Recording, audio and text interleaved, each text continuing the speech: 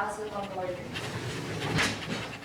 Good morning, everyone. I am pleased to welcome you to our history debate that is with the theme, Read this debate, Rizal Retraction. On behalf of the House, I welcome our adjudicator for this morning, Judge Alexandra. You may now all be seated. So now, sitting on my right side, the government, while on my left, the opposition. For our motion, this House believes that the acts of Rizal before the said execution have caused denouncement, misery, and retraction against Catholic Church. Starting off with the Prime Minister of the government, is Lady GUPIT. Wait, you may now defend the motion. Good morning, Chairman, ladies and gentlemen. We, the government side, believes that Rizal abjured Masonry and retracted his statements against the Catholic Church. The document presented to the public is a strong evidence that Rizal had truly withdrawn in Masonry and retracted.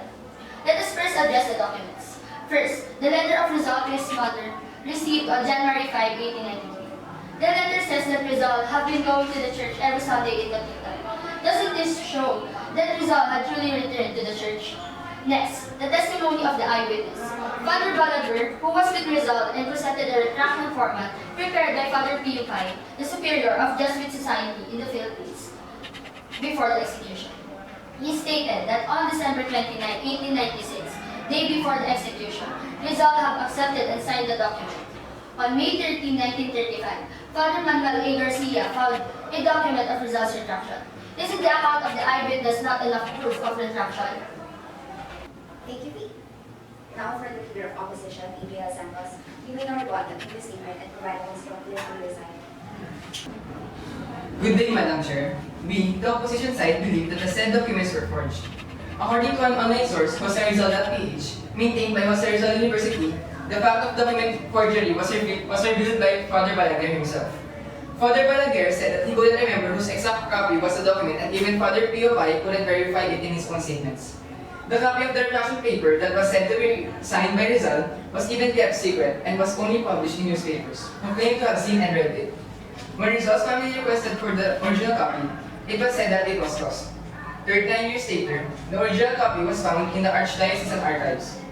Instead of ending doubts, it only caused more arguments and questions in many people because of significant differences in the text of the retraction documents.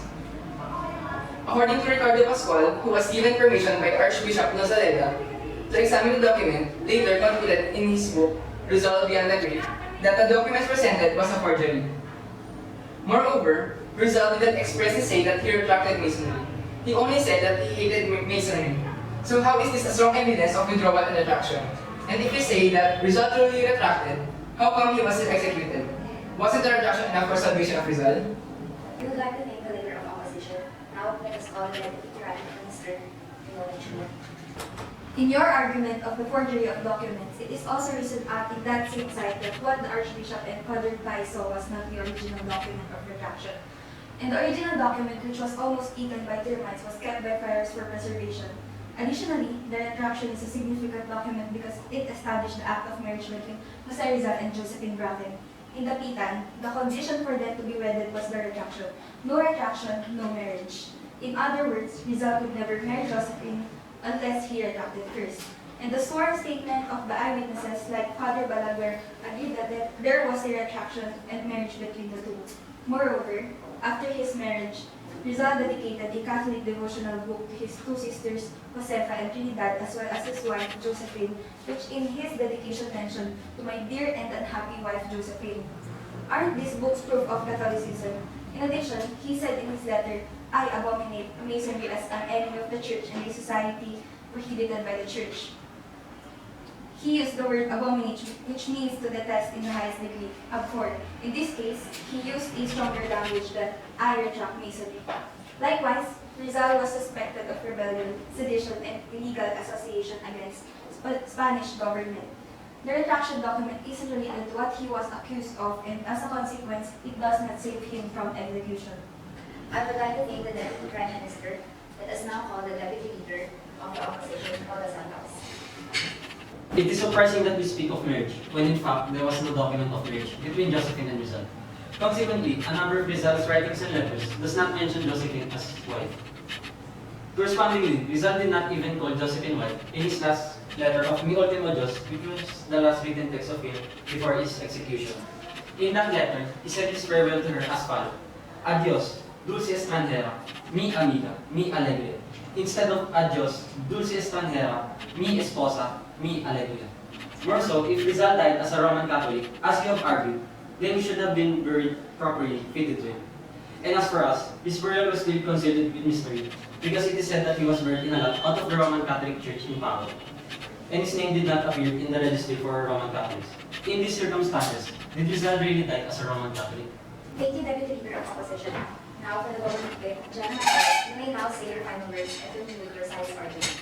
With regards to the null documents of the marriage, and having been not mentioned of Josephine in Rizal's writing, it is explained in Garcia's account in his book, The Great Debate, Rizal Retraction, that Father Manuel A. Garcia found or discovered the retraction letter, including the marriage certificate of Josephine and Rizal. It is also explained why Josephine was never mentioned in Rizal's writing as his wife. It is because they were married before the execution or earlier their marriage. More so, Rizal's Mi Ultimo Adios, the last official writing of Rizal, was written a day or so before the execution. In other words, before the marriage. In addition, it is possible that Rizal was not buried in a Roman Catholic church was because he was already accused as a traitor against the Spanish, even though we Filipinos know that he is not. It is logical to think that the Spaniards didn't want an enemy to be buried with decency, and Rizal was no exception to that. In conclusion, Rizal truly abjured Masonry and retracted his affiliations against the Catholic Church, for the reason that Masonry is the enemy and prohibited by the Church, and Rizal started returning to his church. In this case, Rizal did not fight the Catholic religion. Rather, he fought those who abused the religion and the manner that the friars practiced during that time. All of these reasons are proof and evidence by the documents presented and found by the people, as well as statements testified by eyewitnesses. I thank the government whip. For the opposition whip, Student CASTOR, you may also conclude your side's argument and present your final words. About the related Catholic books that Rizal gave Josephine and his sister, this doesn't much weight as an evidence. As Josephine was there in the Catholic faith, it was only fitting that Rizal gave her Catholic-related materials. But this doesn't mean that Rizal had finally retracted his words against the Church. Moreover, about the forgery of the documents. There are 3 copies of the documents about the retraction. The first one indicates a year of 1890. The second one changes it into 1890C, and the final one, the written year is 1896. Isn't this enough proof that there was a forgery of the retraction? Even Father Balaguer, who was an eyewitness, has some inconsistency in his statement. We therefore conclude that the absence of the marriage document of Rizal and Josephine and his burial around outside the Catholic Church cemetery of Taco shows that Rizal did not retract them back to the church. The lack of sufficient evidence or evidences prove that Rizal's retraction was just a false accusation. Thank you, Stephen. The debate proper is now over. Thank you all very much for a great argument. May we now invite both sides to cross the house. Let us now hear what the adjudicator thinks about the performances of our two teams. Judge Alexandra NARVAEZ, please give some comments on both teams' performance and the result of today's debate. Since both sides have already presented their arguments, let me give my remarks for each side. For the government side, they have given the propositions and defended the motion, while the opposition side refuted and negated this motion. As for this session, the government side have presented their evidences and testimonies from eyewitnesses that are directly involved in the said event. You stood by the reason of Rizal's retraction, which is to marry Josephine.